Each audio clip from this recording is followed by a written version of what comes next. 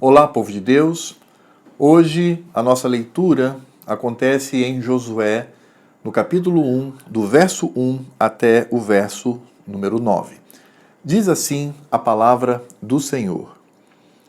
Sucedeu depois da morte de Moisés, servo do Senhor, que este falou a Josué, filho de Num, servidor de Moisés, dizendo: Moisés, meu servo, é morto. Dispõe-te agora, passa este Jordão, tu e todo este povo, a terra que te dou aos filhos de Israel. Todo lugar que pisar a planta do vosso pé, vulo tenho dado como eu prometi a Moisés, desde o deserto e o Líbano até o grande rio, o rio Eufrates, toda a terra dos heteus, e até ao mar grande, para o poente do sol, será o vosso limite. Ninguém te poderá resistir todos os dias da tua vida. Como fui com Moisés, assim serei contigo. Não te deixarei, nem te desampararei. Sê forte e corajoso, porque tu farás este povo herdar a terra, que sob juramento prometi dar a seus pais. Tão somente sê forte e muito corajoso, para teres o cuidado de fazer segundo toda a lei que meu servo Moisés te ordenou. Dela não te desvies nem para a direita nem para a esquerda, para que sejas bem-sucedido por onde quer que andares. Não cesses de falar deste livro da lei, antes medita nele dia e noite, para que tenhas cuidado de fazer segundo tudo quanto nele está escrito. Então farás prosperar o teu caminho e serás bem-sucedido. Não te mandei eu? Sê forte e corajoso, não temas nem te espantes, porque o Senhor teu Deus é contigo por onde quer que andares. Esse trecho da palavra de Deus, ele vai mostrar um momento importante para a vida da Igreja de Cristo lá no Velho Testamento. Veja que há uma ênfase na morte de Moisés, nos versos 1 e 2. Vejam só, diz assim: sucedeu depois da morte de Moisés. E no verso 2, quando o Senhor começa a falar com Josué, diz: Moisés, meu servo, é morto. Aquilo era um grande desafio para a vida de Josué. Porque, de fato, ele era um líder, mas estava subjugado às ordens do grande líder, Moisés, que, ao longo de 40 anos, conduziu o povo de Deus pelo deserto. Mas agora, ele não está mais entre o povo. Deus o havia levado. Agora, ele, Josué, é quem deveria conduzir este povo para a terra prometida. E veja que essa conquista não é uma conquista para benefício único do povo de Israel. Não, essa conquista era para a glória de Deus. Conquistar a terra era fazer com que naquele lugar, lugar prometido, o nome do Senhor fosse glorificado. Por isso as nações pagãs deveriam ser todas destruídas, para que não houvesse idolatria, para que não houvesse profanação, para que o Senhor reinasse por meio do seu povo ali naquele lugar, e assim o seu nome viesse a ser glorificado por meio da igreja. Essa é a grande responsabilidade de Josué, uma responsabilidade muito grande.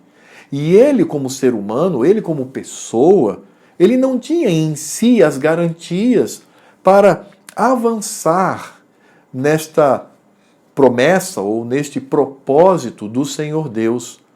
Ele precisaria, obviamente, do grande reforço, auxílio, amparo do Senhor Deus. E é então quando nós percebemos que diante desta situação, a palavra de Deus não diz, mas quem sabe Josué não estava ali inseguro. O Senhor então traz uma palavra para ele, para que ele viesse a cumprir aquilo que Deus havia designado a ele. E esta palavra do Senhor, ela pode ser dividida em 3 partes. A primeira, nós encontramos aqui do verso 2 ao verso 6, quando o Senhor diz que a vitória ou a conquista de Josué com relação àquela terra era uma garantia. Josué podia crer que o Senhor estava garantindo a vitória. É por isso que o Senhor vai dizer a ele que ele não precisava temer. É o que está aqui no verso 6. Ele diz assim: "Sê forte e corajoso, porque tu farás este povo herdar a terra que, sob juramento, prometi dar a seus pais." A garantia era a promessa do Senhor. Josué não precisava se preocupar. Toda a sua trajetória na conquista daquele lugar estava tudo, absolutamente tudo, garantido pelo Senhor.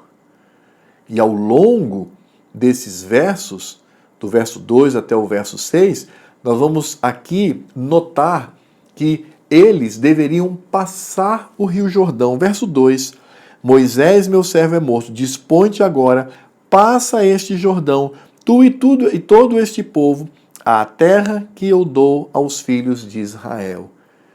Que cena linda! Por quê? Porque lá no início, quando o povo saiu do Egito, o que foi que aconteceu? Eles passaram pelo Mar Vermelho.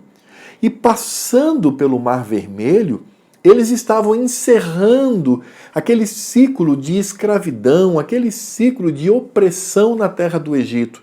Agora eles ganhavam o deserto para peregrinar e o objetivo final era chegar na terra prometida. Então, o Mar Vermelho, ele é um símbolo, ele sela aquele ciclo de opressão e demonstra ali o novo ciclo, que é o ciclo da peregrinação. Depois de 40 anos, quando já a segunda geração estava pronta para entrar na terra, eles iriam passar novamente pelas águas, ou seja, passar pelo Rio Jordão. Aquilo também era um símbolo onde aquela peregrinação no deserto estava já sepultada, inclusive juntamente com Moisés. Agora, eles iriam com Josué conquistar aquela terra. Então essa conquista mostra que esse novo ciclo era o ciclo da batalha e que iria concretizar o plano de Deus para o seu povo, para a sua igreja. E ali então o Senhor estabelece a grande herança do povo. É o que nós encontramos aqui a partir do verso 3. Veja só a linguagem, diz assim, ó: "Todo lugar que pisar a planta do vosso pé, vô-lo tenho dado, como eu prometi a Moisés." No verso 4 vai falar de uma área intensa, de uma área grandiosa, onde aquele povo teria a garantia de que onde os seus olhos alcançavam, ali estava a dádiva do Senhor. No verso 5 fala que ninguém poderia resistir a este povo, quando diz assim: "Ninguém te poderá resistir todos os dias da tua vida, como fui com Moisés, serei contigo, não te deixarei, nem te desampararei." Essa é a palavra do Senhor. Ele está dizendo: sigam em frente. Onde a planta do vosso pé tocar, essa terra é sua. Ele diz: desde o deserto e o Líbano até o grande rio, o rio Eufrates, toda a terra dos heteus e até ao mar grande, para o poente do sol será o vosso limite. Então essa vitória, ela já estava conquistada. O povo iria apenas cumprir aquilo que o Senhor estava determinando, porque era a promessa de Deus. Eles iriam apenas tomar posse daquela terra. Então não havia o que temer. É por isso que o Senhor fala com bastante clareza aqui no verso 6. "Ser forte e corajoso", porque esse povo vai entrar e vai conquistar essa terra. Mas isto não é o limite da palavra do Senhor a Josué. Há uma outra questão também que precisa ser levada em consideração, que nós encontramos no verso 7 e o verso 8. Porque após o Senhor demonstrar a garantia da vitória, era necessário que o povo, através de Josué, o grande líder, pudesse cumprir a vontade do soberano.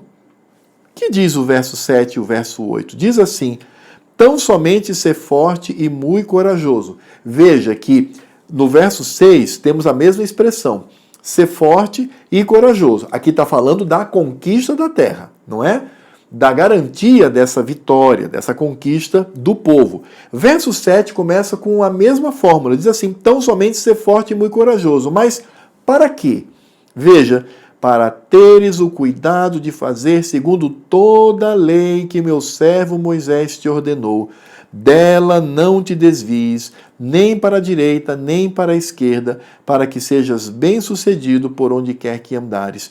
Não cesses de falar deste livro da lei, antes medita nele dia e noite, para que tenhas cuidado de fazer segundo tudo quanto nele está escrito. Então farás prosperar o teu caminho e serás bem-sucedido. A garantia da vitória estava no Senhor, na soberania do Senhor. Mas também encontramos aqui a responsabilidade do homem. O homem também é responsável. E qual é essa responsabilidade do povo de Israel? Guardar a lei e anunciá-la o tempo todo, meditando naquilo que é a vontade de Deus.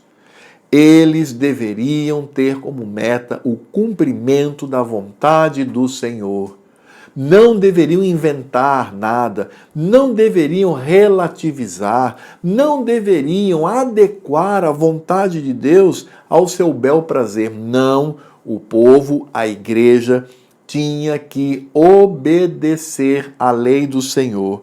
E não apenas obedecer, mas também não podiam se desviar nem para a direita, nem para a esquerda, não deviam cessar de falar deste livro da lei e de meditar nele dia e noite.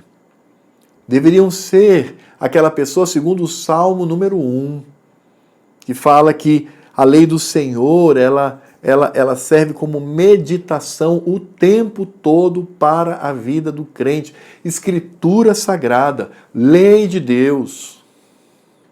Qual é o grande problema de grupos que se dizem Igreja do Senhor, mas que caem na derrota e na falência no que diz respeito à vida espiritual? É quando se afastam da lei de Deus. É quando criam um sistema, uma caminhada nessa terra baseada apenas no prazer pessoal. Aquele povo deveria permanecer fiel à lei do Senhor, a toda aquela lei dada a Moisés, e ressaltando aqui a lei moral, os 10 mandamentos. Eles não podiam ter outros deuses diante do Senhor.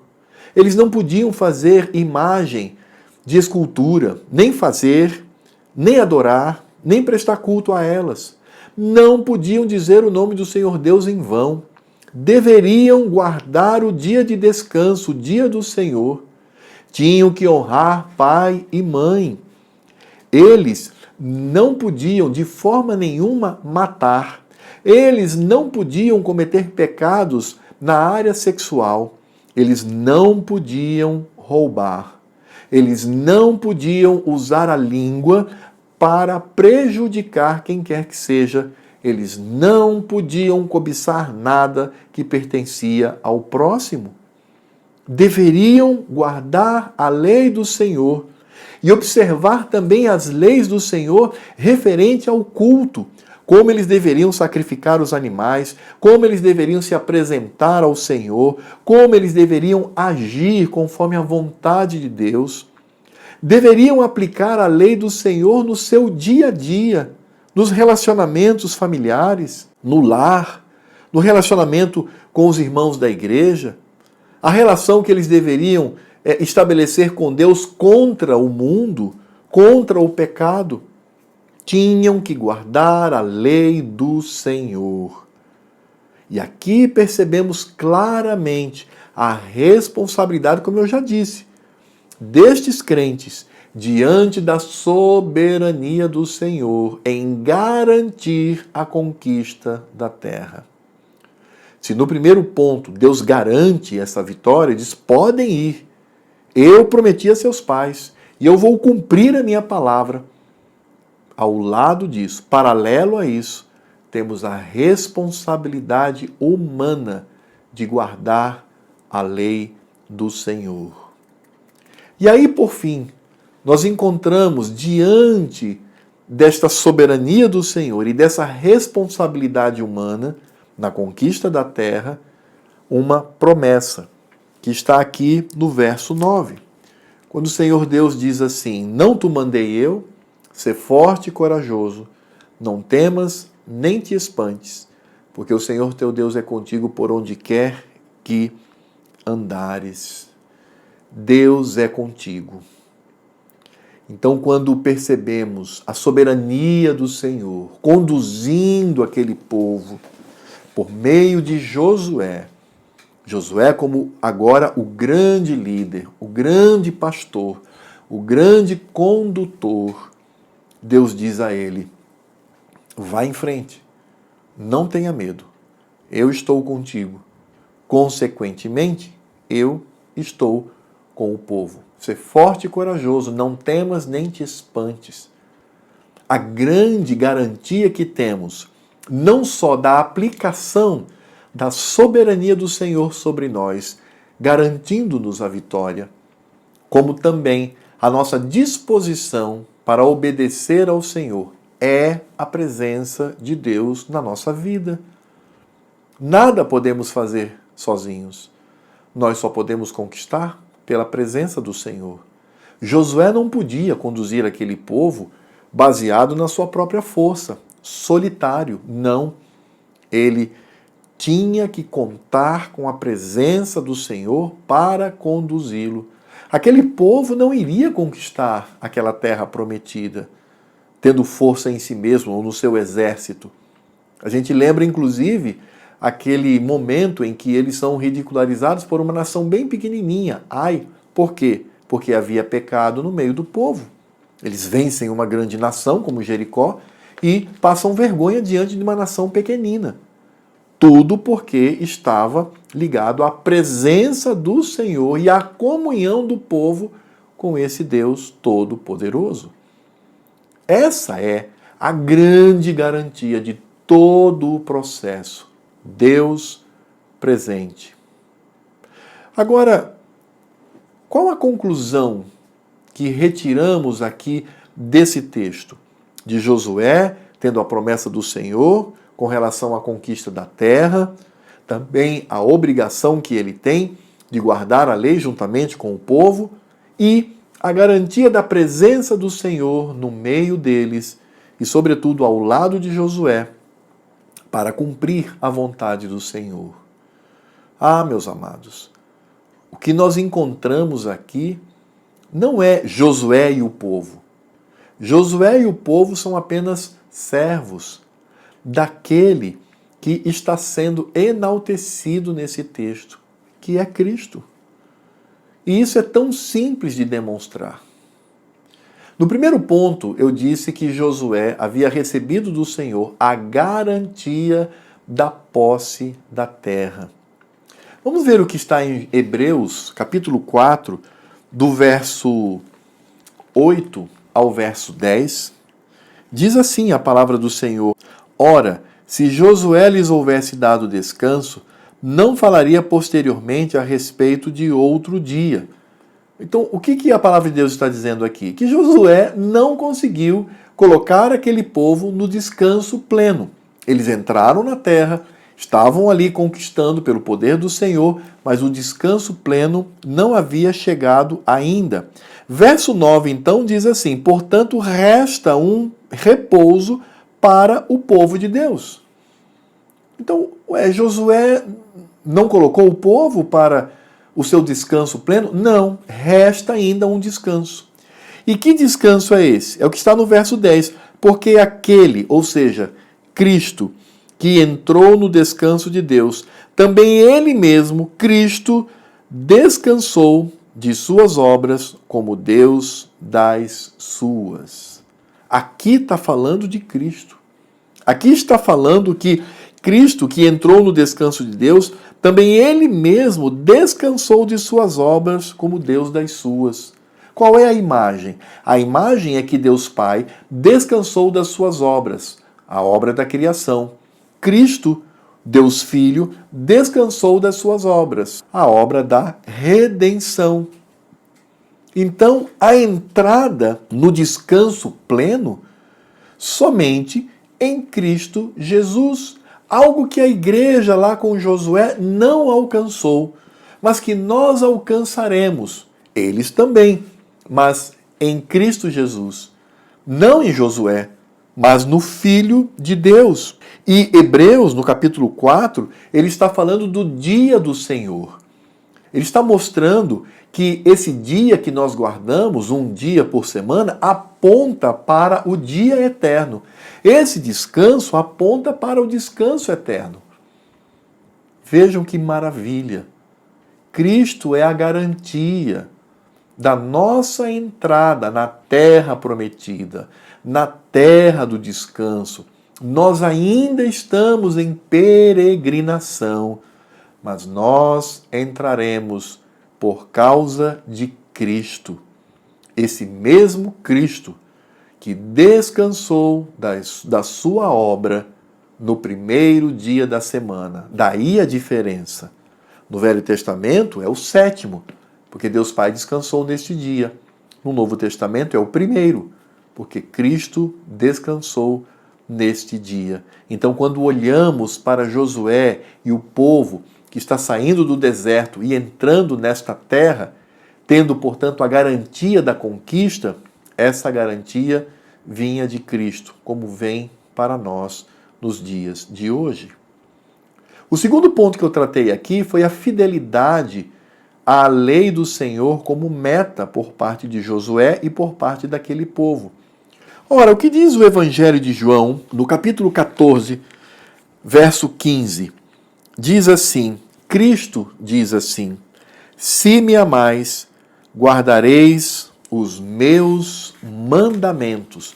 No verso 21, ele diz assim, aquele que tem os meus mandamentos e os guarda, esse é o que me ama, e aquele que me ama será amado por meu Pai, e eu também o amarei, e me manifestarei a ele. E no capítulo 15, verso 10, diz assim, se guardardes os meus mandamentos, permanecereis no meu amor, assim como também eu tenho guardado os mandamentos de meu Pai, e no seu amor permaneço. Cristo guardou perfeitamente os mandamentos do Senhor. Cristo, como homem perfeito, ele cumpriu toda a lei. E é em Cristo que nós cumprimos esta lei. Esta lei que, afinal de contas, é do próprio Cristo. Ele trouxe a verdadeira interpretação. Ele trouxe aquilo que significava toda aquela lei dada a Moisés. E Cristo cumpriu, e nele nós cumprimos. Então, quando o Senhor ele fala aqui para Josué que ele deveria guardar a lei do Senhor, está bem claro, ele diz, tão somente ser forte e muito corajoso para teres o cuidado de fazer segundo toda a lei que meu servo Moisés te ordenou, dela não te desvies, nem para a direita, nem para a esquerda, para que sejas bem-sucedido por onde quer que andares. Não cesses de falar deste livro da lei, antes medita nele dia e noite, para que tenhas cuidado de fazer segundo tudo quanto nele está escrito. Então farás prosperar o teu caminho e serás bem-sucedido. Guardar a lei do Senhor só é possível quando feito em Cristo Jesus. Porque Cristo cumpriu a lei e nós, em Cristo, cumprimos a lei. Essa lei que pertence ao próprio Cristo.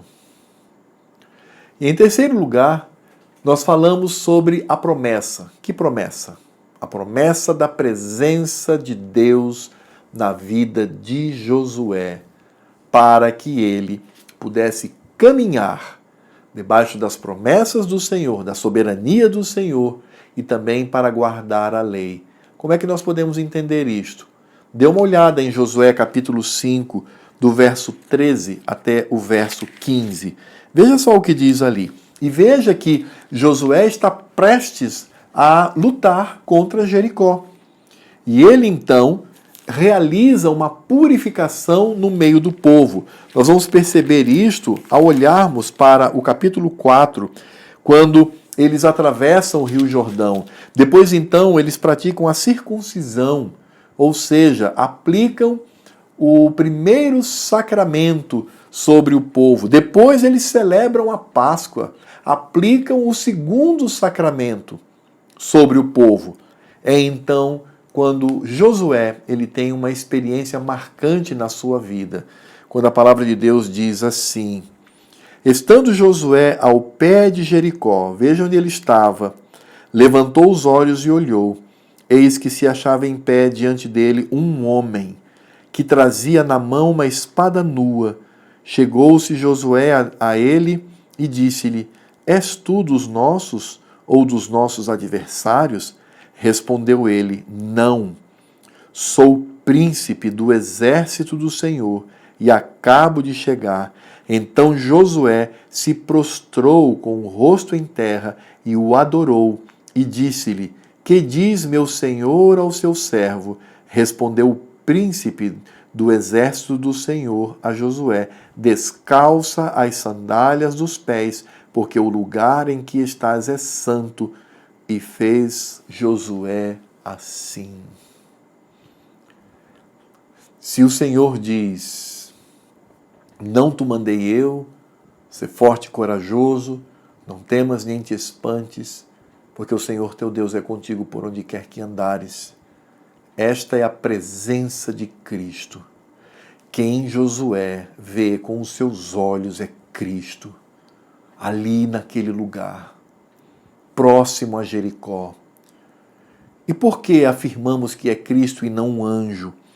Porque está muito claro aqui quando a palavra de Deus mostra: Josué se prostrou com o rosto em terra e o adorou. Se fosse um anjo, não teria aceito a adoração. Já vimos isto em outros lugares na palavra de Deus. Quando efetivamente não é Cristo, mas um anjo, e a pessoa então vai adorar, ele diz: não, não, levante-se. Eu sou servo como você. Somos conservos. Você não pode se prostrar e me adorar. Adora a Deus. Mas aqui, este príncipe do exército aceita a adoração porque ele deveria ser adorado por Josué. É Cristo. É Deus Filho. É a presença do Senhor na vida daquele homem.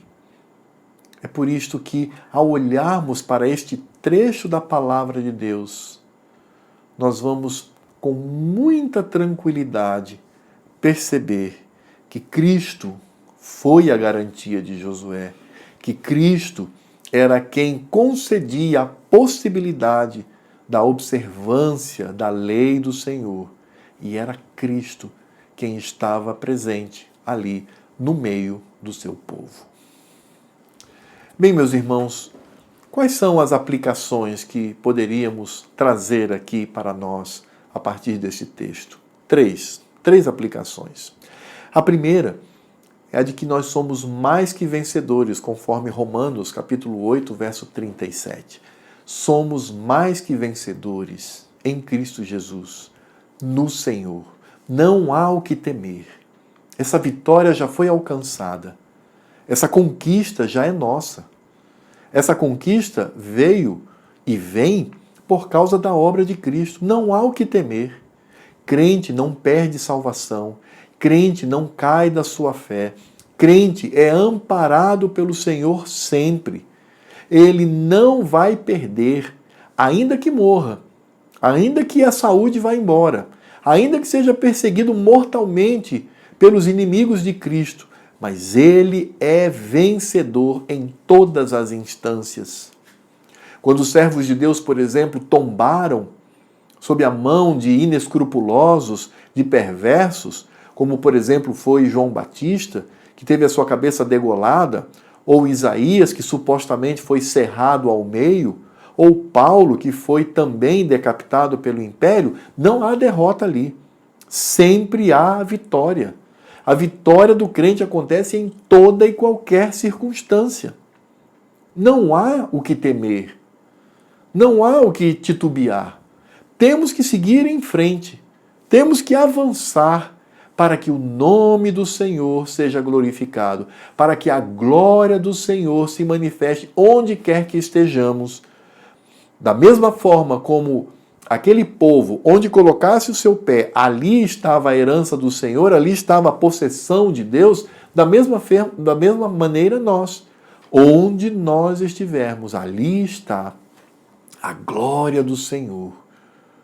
Ali está a conquista do Senhor Deus. E como eu disse, não por esse viés equivocado desses grupos que se dizem Igreja de Cristo, mas não são, dizendo que essa vitória é dinheiro, essa vitória é emprego, essa vitória é saúde. Isso é conversa fiada. A vitória é para a glória do Senhor e nele temos esta garantia. Em segundo lugar, irmãos, nós aprendemos nesse texto que devemos ser fiéis. Devemos usar de fidelidade para com a lei do Senhor. Não podemos levar o cristianismo, a nossa vida como crentes nessa terra, relaxadamente, sem observar qual é a vontade do Senhor, sem observar a sua lei. Como nós vimos no texto do Evangelho de João, se nós amamos a Cristo, nós cumprimos os seus mandamentos. Nós nos rendemos à sua vontade, como ele se rendeu à vontade do Pai e cumpriu estes mandamentos. Como nós aprendemos, também cumprimos estes mandamentos em Cristo Jesus. Nós, de nós mesmos, não temos essa força, mas devemos seguir em frente. É nossa responsabilidade. O fato de Deus ter derramado suas promessas sobre nós, promessa de vitória, promessa de conquista, promessa de que a nossa peregrinação é segura nessa terra, mas isso não nos isenta da nossa responsabilidade. Precisamos lutar contra o pecado, precisamos lutar contra a maldade, precisamos lutar contra a nossa carne, contra o mundo e contra o diabo, cumprindo a vontade do Senhor. Essa é a manifestação do meu amor para com Deus. Esta é a manifestação do meu amor para com Cristo. Você ama Cristo? Ama mesmo? Então você luta para cumprir a lei do Senhor. E para isto, eu preciso saber o que é esta lei. Eu preciso ler na Escritura Sagrada o que o Senhor diz. Preciso decorar com o coração e a mente aquilo que o Senhor determina para nós. Devo olhar para os 10 mandamentos e decorar a todos os itens deste bendito mandamento. Eu preciso viver aquilo que o próprio Cristo nos traz, baseado na palavra de Deus no Velho Testamento. Amar a Deus sobre todas as coisas e ao próximo como a mim mesmo. Este é o cumprimento da lei.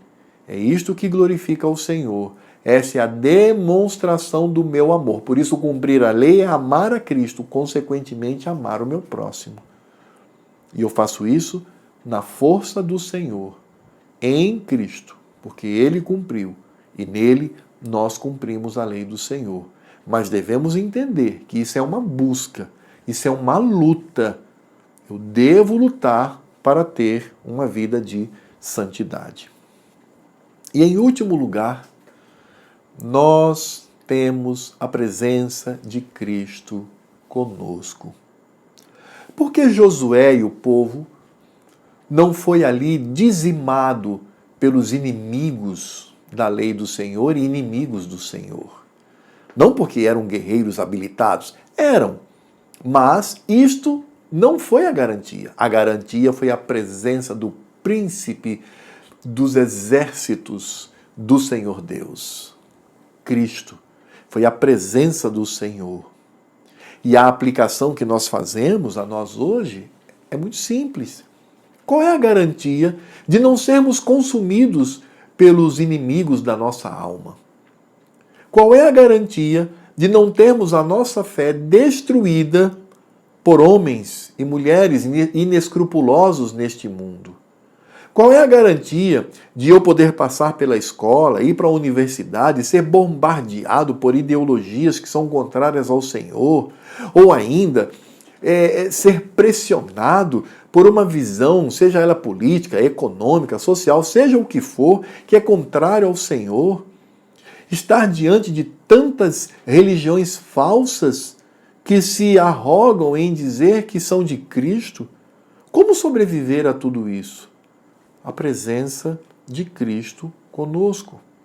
E o que é mais importante, irmãos, como sobreviver diante de Deus Pai, que odeia o pecado e que fulmina com o seu juízo santo e reto todo o pecado e todo aquele que pratica o pecado. Por quê? Nós sobrevivemos diante de Deus Pai, porque Cristo está conosco. Não importa a situação que nos rodeia, seja doença, seja desesperança das pessoas, seja o sistema econômico, político, social, seja o que for, ruindo sobre nossa cabeça, vendo o desespero das pessoas ao nosso redor, mas nós estamos como Noé, numa arca segura. E esta arca é Cristo, que nos sustenta com a sua presença. Não há o que temer. Não há o que se desesperar. Cristo é a nossa garantia. Oremos. Senhor Deus e Pai, muito obrigado pela Tua palavra, pelas promessas que temos, promessas estas que foram feitas lá em Josué, lá distante de nós, para aquele povo que era a Tua igreja, tão distante de nós, mas promessas que são aplicadas na nossa vida, porque todas elas foram feitas por intermédio de Cristo Jesus. Ó Senhor, muito obrigado, porque tudo isto só é possível na nossa vida. A vitória, a guarda da Tua lei e sabermos da presença do Senhor conosco. Tudo isso só é possível por causa de Cristo Jesus. Fortalece-nos, ó Deus, nestes dias tão difíceis e que tenhamos esta palavra no nosso coração e que sigamos avante, de cabeça erguida, por causa da obra de Teu Filho sobre nós. E que isto faça com que o nosso coração venha explodir de amor pelo Senhor da nossa vida, Cristo Jesus. Que o nosso amor por Ele aumente mais e mais. Que o nosso desejo de exaltar e glorificar o nome dEle cresça mais e mais no nosso interior, para que o Senhor, ó Deus Pai bendito, se alegre e seja também glorificado por intermédio de Teu Filho. Esse é o nosso desejo e é isto que queremos, em nome deste Cristo, deste Príncipe dos Exércitos do Senhor, que nos protege, nos guarda e nos conduz. Amém. Que Deus nos abençoe.